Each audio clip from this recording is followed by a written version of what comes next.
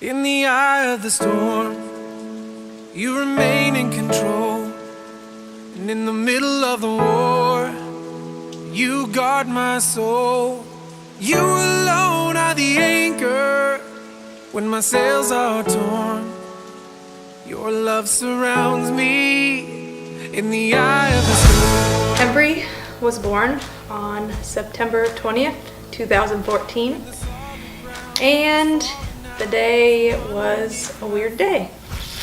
She wasn't moving around in my belly like she was supposed to be, and I got really scared, and so we rushed to the hospital. We got there and her heartbeat was okay. It was slow, and after a little while it stopped. So they rushed me into the ER, and I was mad about that because I didn't want another C-section. And when I woke up, I had found out that she was lifeless and septic, and I had almost ruptured.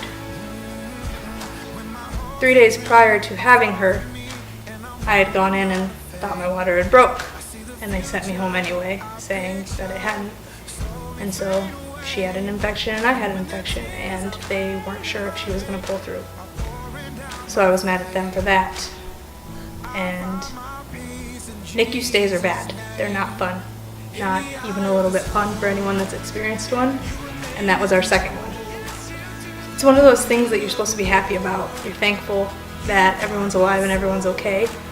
And I should have been, but I was mad instead.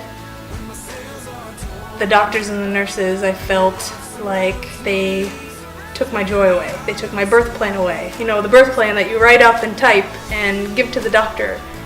They took that away by giving me a third C-section.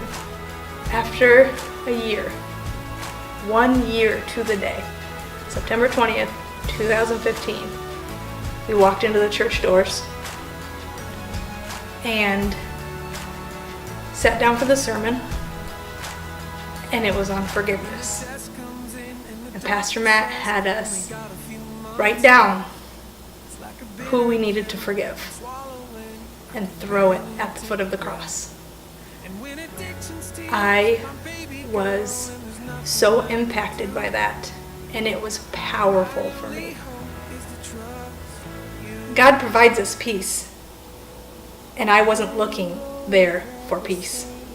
I was mad, and I was angry, and I was letting the devil control my feelings.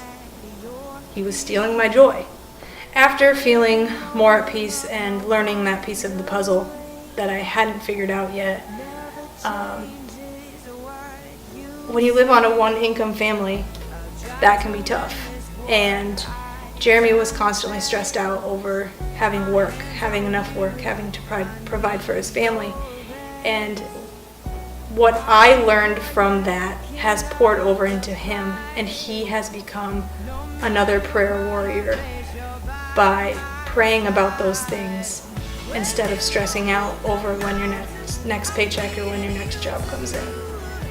We have really tried hard to instill throwing things at the foot of the cross. Struggles happen every day.